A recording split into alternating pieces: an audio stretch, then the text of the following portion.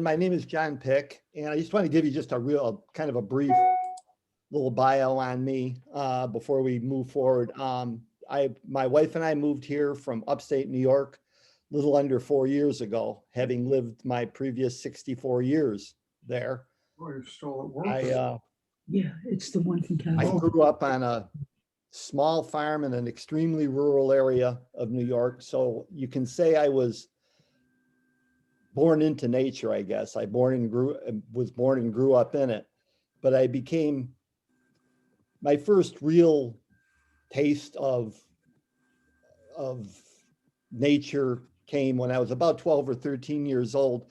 My best friend and his father used to take us hiking and mountain climbing in the high peaks of the Adirondack Mountains. Unfortunately, that was also the first time I came in contact with the devastation that pollution can wreak on the environment. We're talking probably around 1965 or so. And I remember hiking in, and there was a lot of the evergreen trees that were dead. They died, they were still standing, but they were all brown. And my friend's father took us to there was a small lake. I'll never forget. It's called Livingston Pond. It's called a pond, but to me, it was a small lake.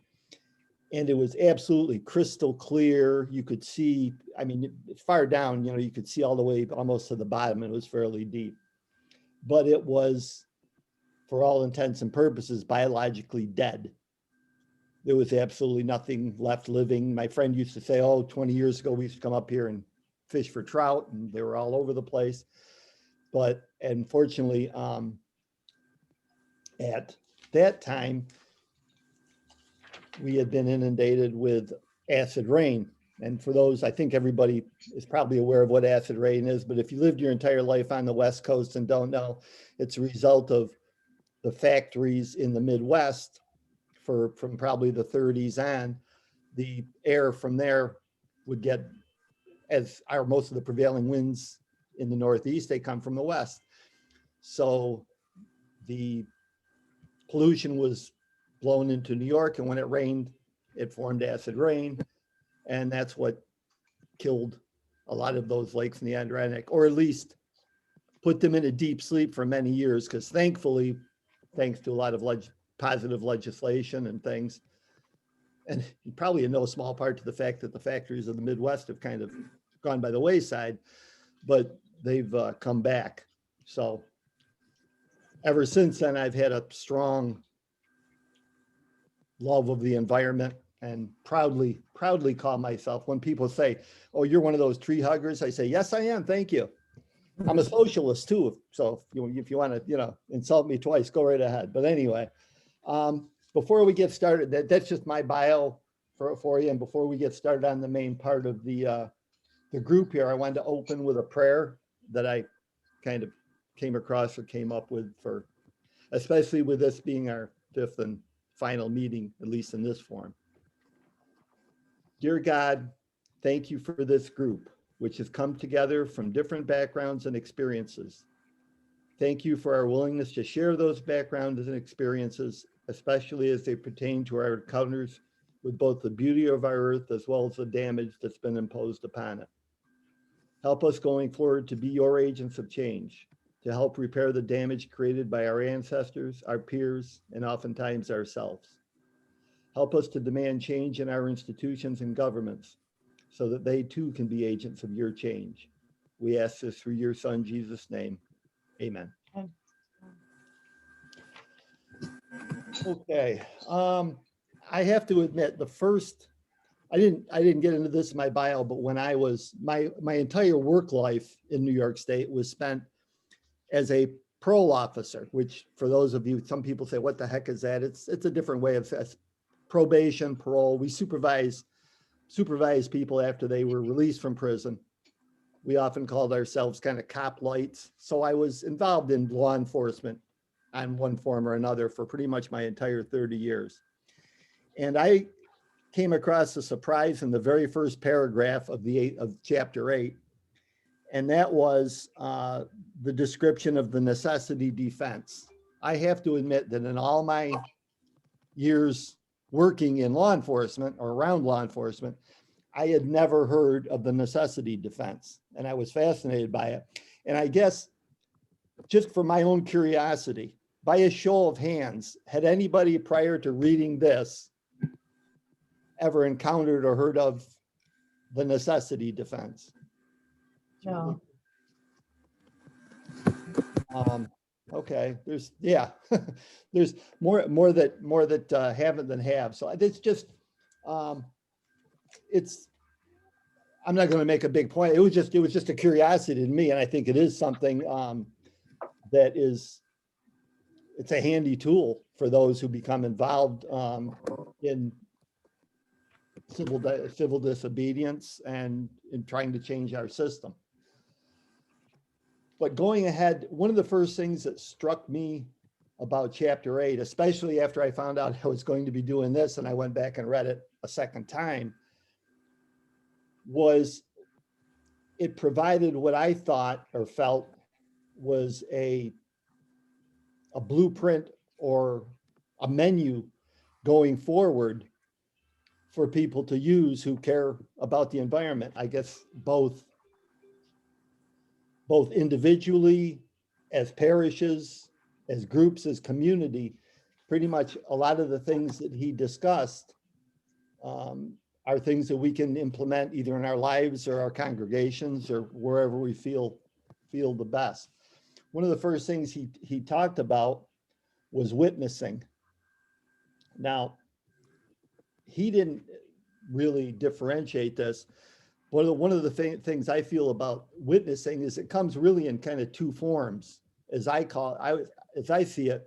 There's verbal witnessing, which could be anything as simple as, making a speech to a common council or something about your fears about climate change. But as I see it, verbal witnessing is also evangelism. And I know as Episcopalians, that word just scares the bejeebers out of us. I don't, and at least most of us, even though we've got a presiding bishop who is trying to drag us kicking and screaming to be more active along those lines. It's one of those things that just, we're not an evangelical people, I guess is the best way to put it. I want to, just a short story. The church that I came from in upstate New York had probably 100 or so members, maybe a few more. And about 2 years or so before we moved out here, we were going through a search process. Our previous rector had left. And I was on the search committee, and we did the Holy Cow survey, put it out to all the members of the congregation and got their feelings, what it is they were looking for in a rector, what it is they were looking for in the congregation, what they liked, what they disliked. And when it was done, we met, the members of the search committee met with an analyst, I guess it was, from the Holy Cow people to discuss our findings with our church. And we were high on outreach, very high, education, very high, went through all these things that we're just wonderful at.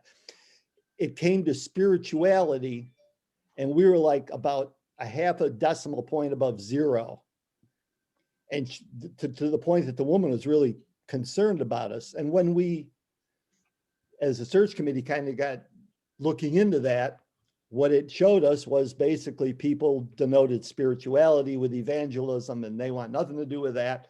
So that's why our results were so skewed.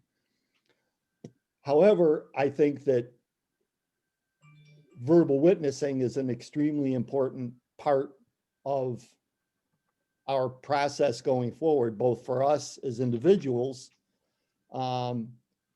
We certainly, I think we want our rectors to witness, to preach on climate change. The second part of witnessing is physical witnessing. And I know the author has spent a lot of time, both in this chapter and in a lot of the previous chapters, talking about his involvement in civil disobedience, how he feels it's been successful, how it's given him positive feelings about the movement. But one of the other ways I look at sort of the physical witnessing is things like marches. About 7 years ago, I was involved in the New York City Climate March, representing Interfaith Power and Light in New York. And allegedly there was about four, I mean, you couldn't see the end of we were in the middle, so you couldn't see the end or the beginning of the line. But there was around 400,000 people in the New York City Climate March back then. And it's unbelievable what a feeling of hope and togetherness being involved in something like that brings. And I just think that's, 400,000 people marching with signs and chanting about climate change is a pretty strong witness. So if anybody ever gets a chance to do anything like that, I think the same things hold true. I've heard of groups kind of at the Capitol, going to the Capitol to march and to make a point about those kind of things. So I think in that way, that it's a form of witness, I think, that's really, really successful. And it's a little less scary to most people than either, getting arrested for your cause or standing on a street corner and by yourself and witnessing. The next, and there'll be some questions coming out of this. The next section, or the next form of, the next idea, I guess I should say, that he gives us, or thing that we should be doing, is he talks about divestment and fiduciary responsibility. Now, this too is something I think of the divestment as being both a personal as well as a corporate form of divestment. I think we've all heard of, or we're all aware of the concept of corporate divestment, either in colleges divest from fossil fuels, and he's brought up the possibility of churches divesting from fossil fuels.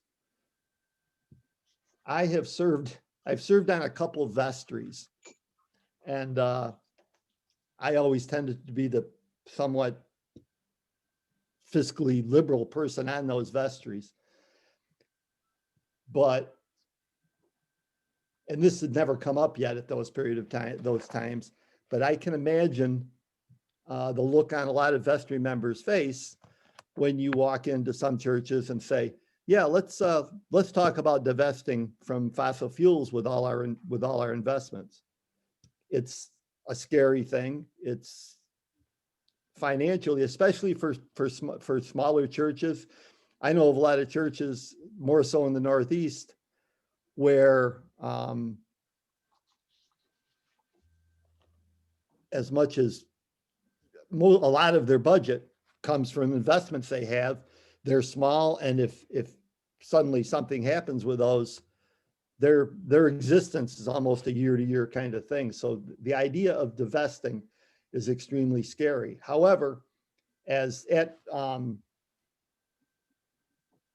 author says, it's also the long-term positive thing to do. Because if you divest from fossil fuels and move your investments into, say, solar energy or those things, or non-fossil, kinds of energy, you are investing in the future. And when those fossil fuel investments are worthless, you'll still be of worth. But that's still, like I said, it's a scary thing for smaller churches or bigger churches if they have huge amounts of investment in fossil fuels to divest. But I think it's something that it's an issue that's really important to bring up. Now, I'm going to make an admission here, and then I'll ask a question. John, before you go there, can I just mention one quick thing that I think it was maybe 2 or 3 years ago, St. Paul's Cathedral divested from fossil fuels. They've increased the amount that they have divested. They hadn't totally divested, but they increased their amount to 50%.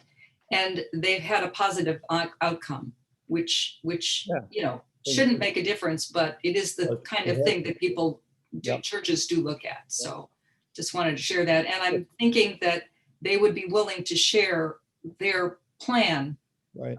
from, you know, beginning to where they are now with any church that might be Right. interested. And I do think that, like I said, I think it's something really important to look at.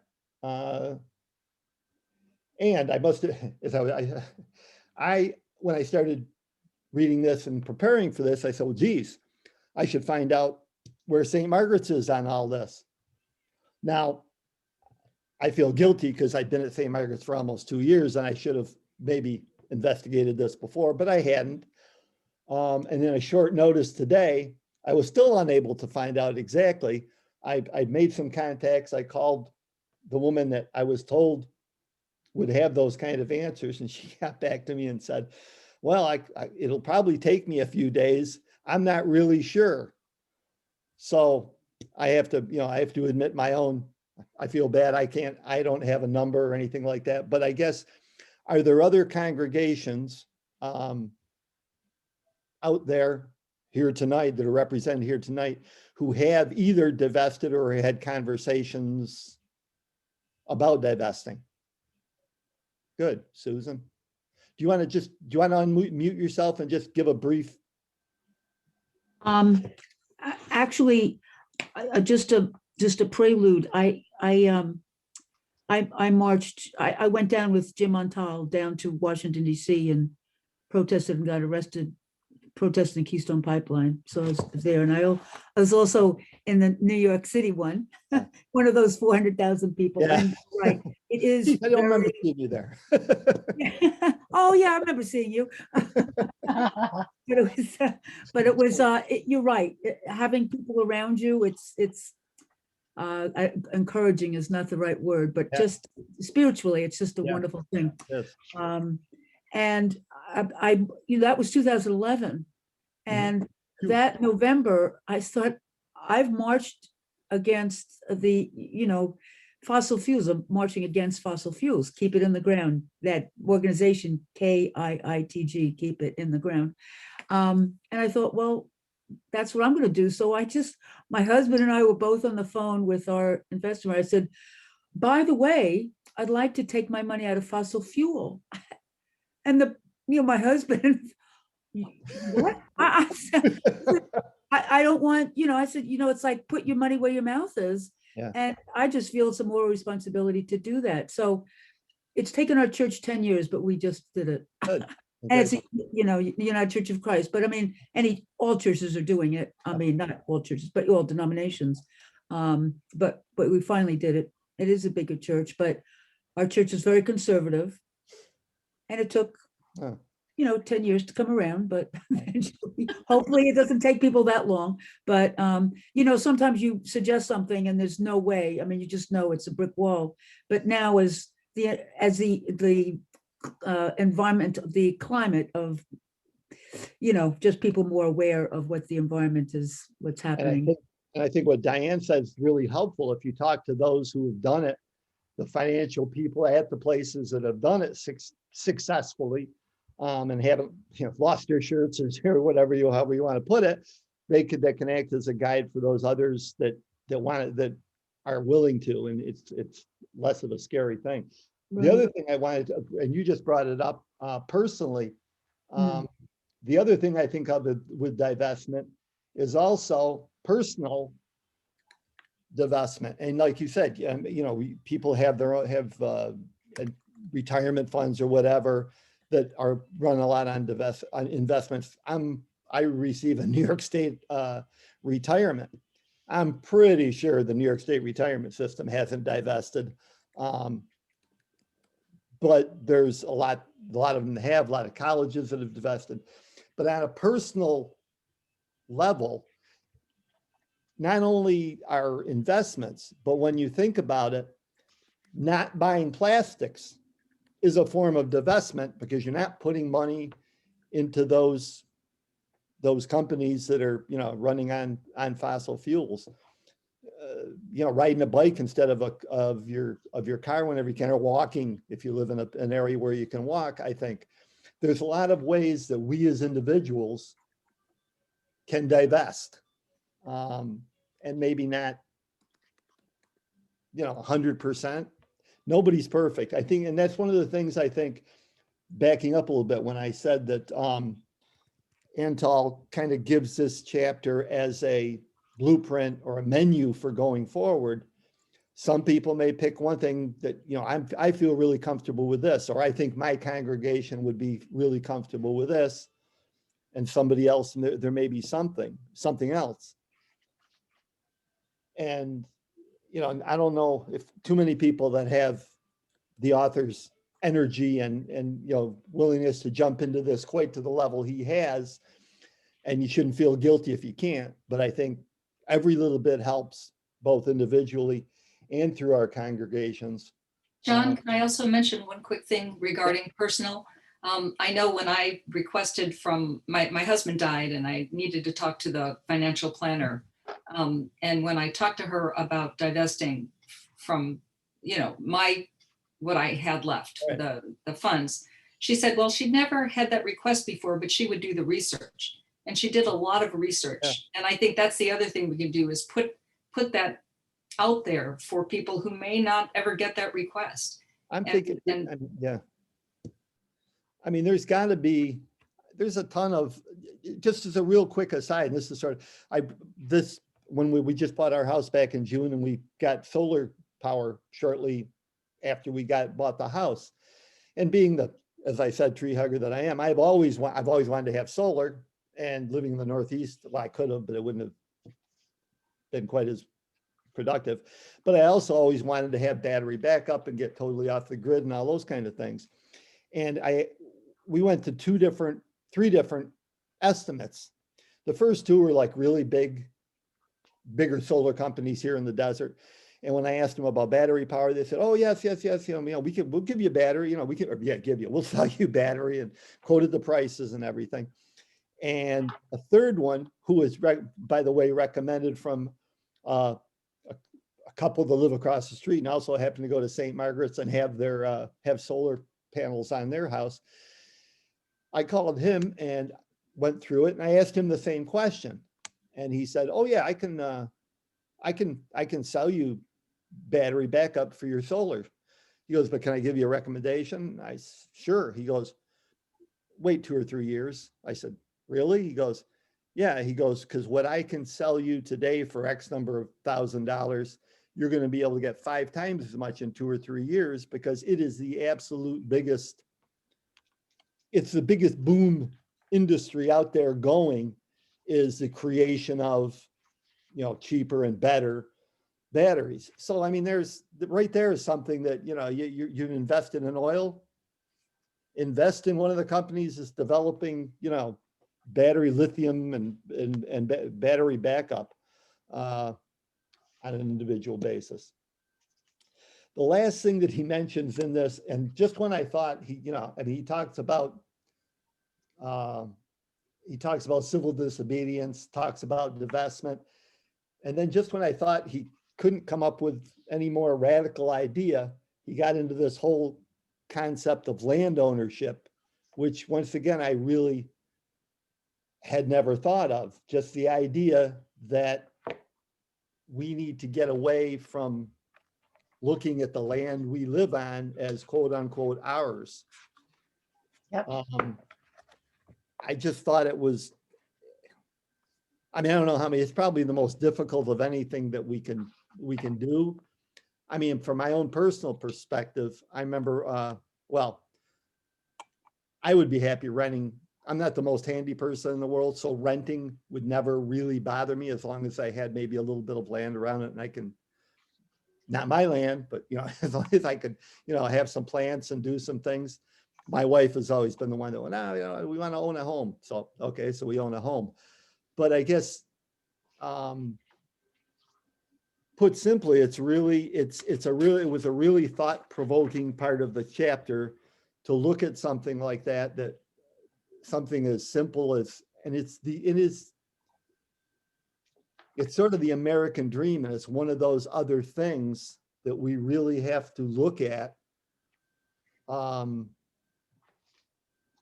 seriously if we're gonna beat this thing going forward, because we can't look at this land that we live on as our land. It was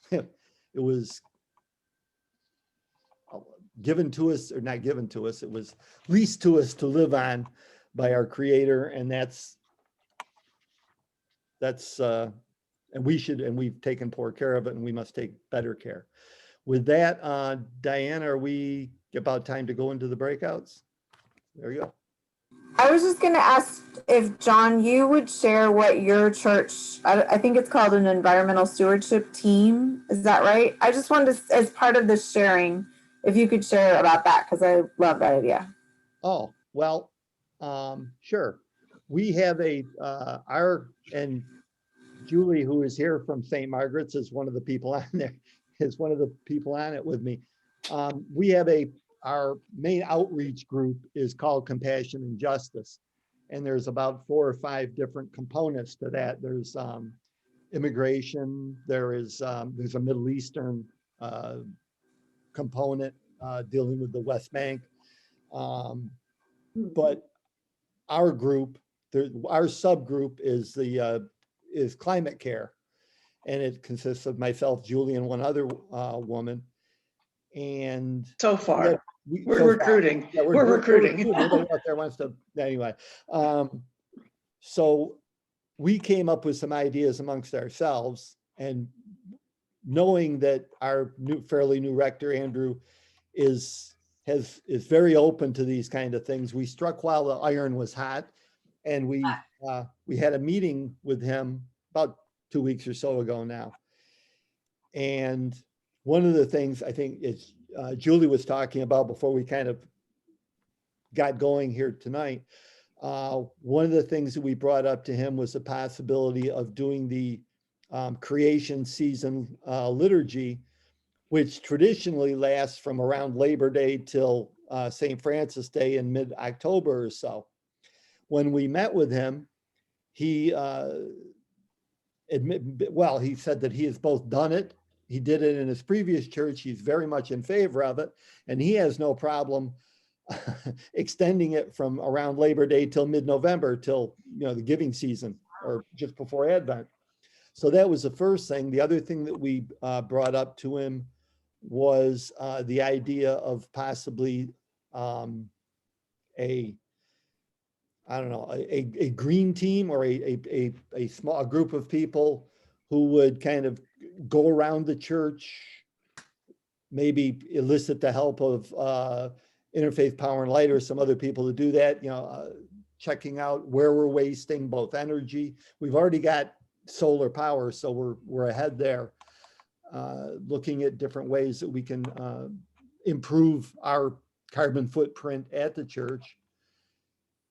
Julie, what else did he agree to going forward?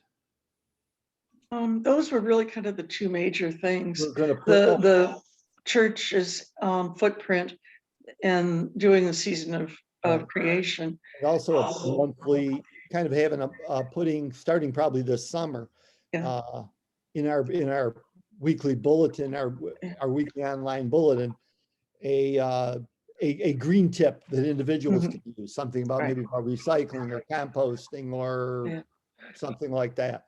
And a monthly forum. I think we talked also about doing various forum for discussion. He's already on his own pretty much driven plastics and styrofoam out of the church.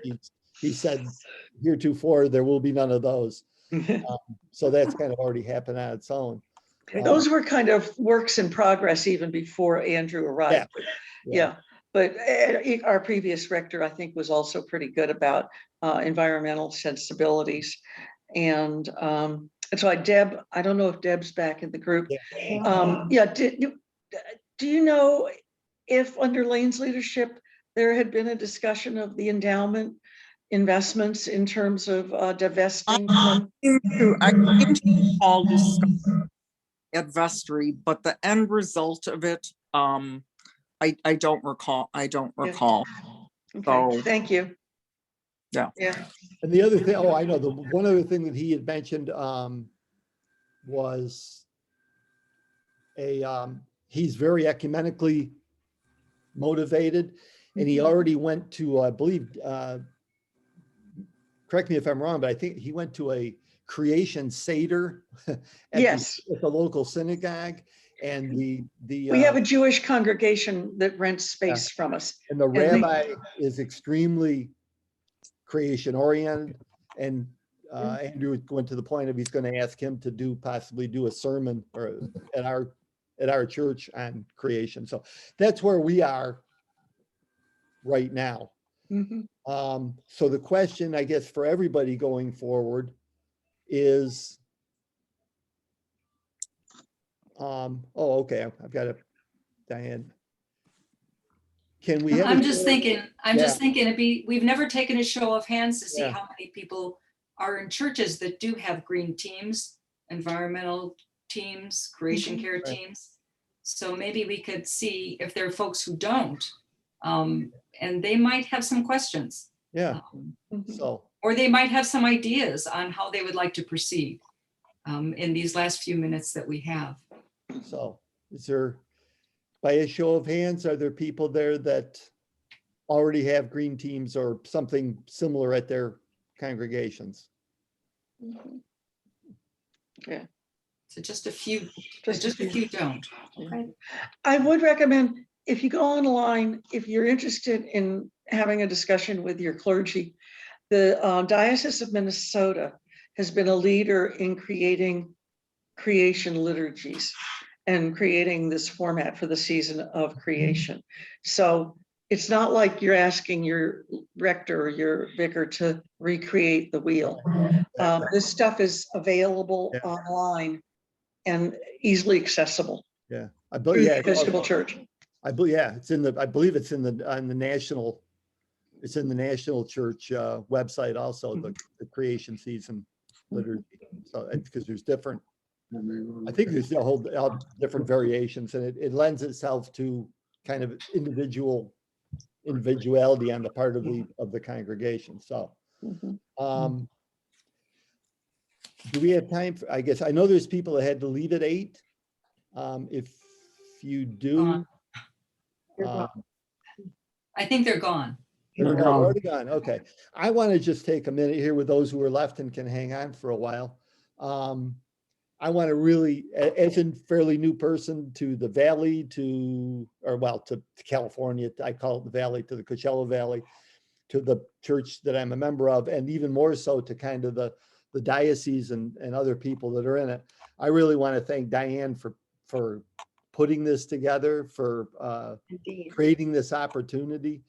And I really hope that going forward, we will all maintain contacts and work on this whole issue going forward and bounce ideas off each other and do whatever we can going forward. And this for me, this has been a tremendous opportunity, and I've enjoyed this thoroughly. So thank you, Diane. Thank you, everybody out there who's got more time here than I do. Richard, do you want to say something? No, Oh, I thought you're. just commented to my wife. Oh, I'm sorry. We had a mute. Janet's got her hand up. Okay. In our group, we talked about whether it might make sense to have a march here in San Diego, and if the diocese could organize it and maybe attract other church participation as well. It was just kind of a thought that got thrown out. Well, I can mention, and I've mentioned this group before, the Interfaith Coalition on Earth Justice is a group of faith communities. And I'd be happy to share that thought with them or let you know when their next meeting is. And if you want to share that thought with them, I'm sure they would be happy to hear. Because one of the things that we're missing, especially in these days of COVID, is some kind of boots on the ground, sandals on the ground. And it's a good opportunity. As John was saying, it's very, feels very empowering to stand in solidarity with people who concerned about a common issue, let's say. social It would justice. be interesting to have that march with people maintaining social distancing, wearing their masks, Mhm. and they would take up more blocks, more blocks. Yeah. Kind of a practical thing as well as a safety thing. Mhm. Another- That occurred to me. Well, it does take a little while to plan something, so maybe by the time Sure. it was planned, we'd all be able to stand on top of each other, so to speak. Yeah. But we could still say, this is part of what we're doing. We're standing distance in memory of our COVID days, or whatever We can do we that, want to yeah. do. Diane, a quick question. How much interaction is there with other California dioceses? For example, Diocese of San Joaquin, I believe, encompasses Kern County. And one of the things that had me very upset in the past week was reading that the Board of Supervisors in Kern County approved 40,000 new oil and gas leases Wow, yes. in Kern County. And I'm wondering, is there a way we can be involved with, if the Diocese of San Joaquin has any ecological, environmental involvement activity in the Central Valley, is there a way any of us could be supportive of that? Right. Well, and Deanne might be sharing a little bit later, but there is a relatively new task force. I don't know, it's not a task force, it's a group of dioceses within the state of California.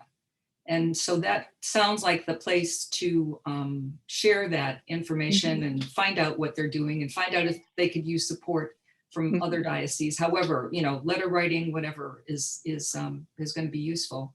Really quick before I can mention that at the next meeting of that group. I think I'd it's be very happy- important. It's very important for churches to take a stand, to put the moral component on taking issue with these things. And I think, if the whole church or whole diocese or whatever organization makes a statement, it's like a faith statement. It's a moral issue that you Moral think, and make that point that it is a moral issue. I think that's important. Well, one of the things I wanted to share, I was communicating a little bit with Jim Antal, and he sent me a letter that the bishops of Massachusetts and Western Massachusetts have just written to their congregants, taking a stand on creation care. And it's quite detailed, and it's something that I was hoping maybe our newly formed Creation Care Task Force would consider sharing with either Susan or the other bishops in the regional bishops, which encompass Connie and Richard and Carolyn know the name, but I'll call them regional: California, Oregon, province. Hawaii. Province. Say that. Province, yeah. Province, yes, the province. I'm still new. But California or the province started the carbon tracker. So there's an interest on the part of most, if not all, of the bishops. And that letter might be the kind of thing that encourages the churches to then take some action. But there's a lot going on. In fact, maybe Deanne is going to ask you if you would like to be involved in the newly formed Creation Care Task Force, because it's a wonderful opportunity. There are a number of us here a few of us here who are on it, and we certainly can use more folks. And unless, John, there's something else you want to add, it might be a good segue into Real what quick. Deanne wanted to mention. This is sort of a segue also. One of the really good, and I know we talked about, as far as marching and doing those kind of things, there's your state capital is one of the best places to do things like that. I know in New York, we used to do it in all, there used to be things in Albany. Here and around budget time is when they're all there and they're more kind of conducive to hearing the thoughts of large groups as far as things like this. So it's just a thought. I know, Pat, we're a long ways from Sacramento here in the more Southern California, but it's just going forward, down the road, it's a way to go as far as those kind of issues. But anyway. Well, yeah. right, and you can always add your testimony, via phone. There are all kinds of ways to interact with the state capitol, I think, any state capitol. Yep. So John, thank you for leading us tonight. We really appreciate it. And before Deanne speaks, I'd just like to add one other thing, maybe two. There's so much in this book that we've only touched lightly on. The issue of grief, the issue of fear, those things that, touch our hearts and can hold us still in place for a time, but then with the community, we can move on to hope, I think. And so that's one of the reasons I was hoping we could spend some time thinking about what we would do within our own churches, because that's the place, I think, to really delve into those core concerns going forward together, and then having the opportunity to do something locally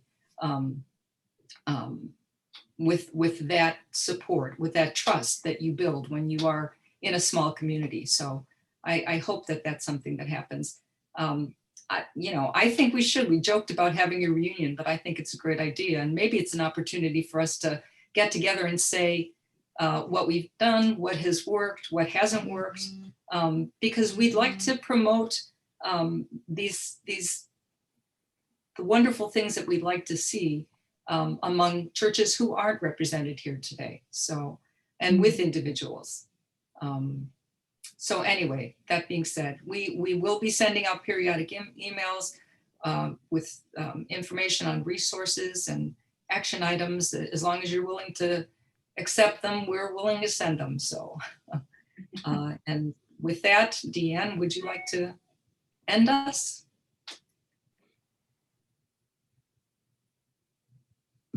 Okay, unmuted.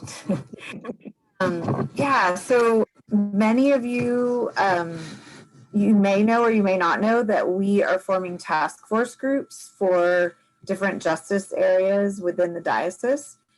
And one of them is for creation care. And so a couple people in this group are already on that task force, and we're just getting going. And we are going to be kind of moving forward with different subgroups, so work groups of the task force, and we will need as many people as are interested to be involved in the work. So, and there'll be a lot of different ways to get involved. It's going to be a combination of organizing, education, action, working with partners, organizations in our community, advocacy work. And there's also a combination, our goal is a combination of work that is diocesan wide, where it's in the community and on behalf of the diocese, and also in our parishes, in our churches. Because, for instance, this book study that just happened over the last 5 weeks, this could happen at an individual church or multiple individual churches. And we would love to support that. As you know, Diane did a lot of the organizing, and there's, we have the outline of the book study discussion questions, and so there's a format that can be replicated, and we can all continue as we continue in the work. Like, for instance, what was mentioned with a church having a green team, we can learn from each other. Certain churches will have green teams and maybe develop an audit of, what are the questions we're asking as we think about our churches and being environmentally conscious. And then we can share that with each other so that we're not all having to start from scratch. And it's both encouraging and helpful to be able to share resources and ideas. You can be on the lookout that there'll be the website for the diocese is in the process of being restructured and reworked. And there's going to be a whole justice section, peace and justice section, and there'll be a section for creation care and one for racial justice, one for immigration and border and refugee ministry. So a variety of different areas. So And then we have, the email list of the people who signed up for this book study. And as Diane mentioned, we can be in touch, about future opportunities. And one of the ways that, and I know Diane's going to send out some info and invite you to some things after our evening tonight, but as different churches offer things, we can consider inviting others to join, because then we're not all having to, do everything. So, and the cathedral has done that a number of times and will continue to do that, and other churches have done that as well. And so we encourage that, moving forward. So if you do a movie night on, and show a film have a discussion, and you want to share that across the diocese, you can let me know, or let Diane know, and we can get that to the e-news and get it shared, get the communication out about it. So hopefully that gives you a little bit of a sense of some of the things that we're going to be working on. We also have, we have been calling it a revival. We actually have a name for it now. It's going to be the Good News Festival, but it's,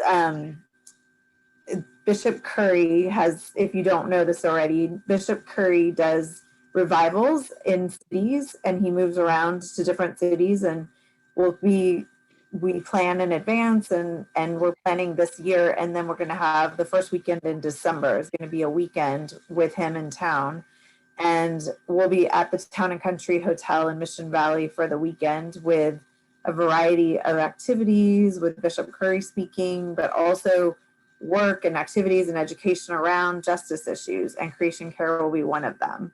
So again, there's just a lot of ways that we can do this work, and work together and encourage each other and make some change. So we are super excited that so many people were involved with this study, and we know that we're not done meeting together and encouraging each other in this work, that we're just getting started. So thank you for being here, and please stay tuned and feel free to reach out. If you don't have my email address, I'm going to put it in the chat right now. It should be in emails you've gotten, but just in case it's not handy, it's drios@edsd.org. That's my email for my role as Missioner of Peace and Justice, which I share with Rebecca DeNovo. And so we're overseeing and helping coordinate and encourage this work. And so if you are doing something at your church and you want help or support or ideas or resources, please let me know. I will ask the task force for ideas. It's not going to be just me, but I can be a contact or a point person. Diane can be as well. But we can share ideas or figure out how to support if you have something you're trying to do and you'd like some help to not have to start from scratch. So, John, do you want to end us in prayer? If you don't have one, I do. you're muted. You're muted, John. Can I just make one quick little statement? I just put in the chat something that the United Church of Christ does on our Southern New England thing. It's called Green Congregations, and it's got 4 levels. Working on it now. We're almost finished, another month or so. But it's a list of, it's 4 levels, and starting congregations want to start with Earth Stewardship. It starts with easier levels, and each level gets a little bit more complicated and deeper into things. Okay, Susan, I'm going to share that with folks. Is that okay? That's I will great. definitely share that with folks. So just wait a John? month or so before it's on the website, but I just left the website. So, Right. Okay. We will do it. Great. Thanks.